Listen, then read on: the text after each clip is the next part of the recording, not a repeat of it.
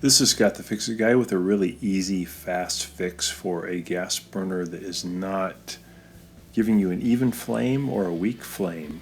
So when you make sure that it's cooled down, you remove the burner cap, and using a sharp implement, I'm using a dental tool, but you could use a straightened paper clip. You want to just open up all these little holes here.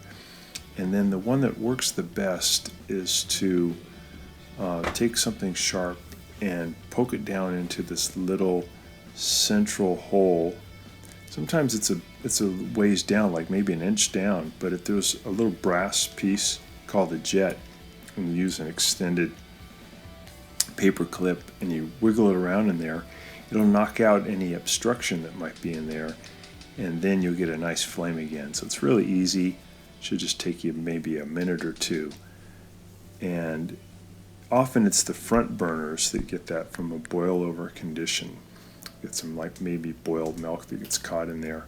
It's a really easy one to do, and it'll get your burner working really strong again.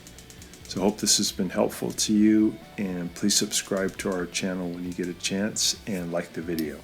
Thanks so much for watching.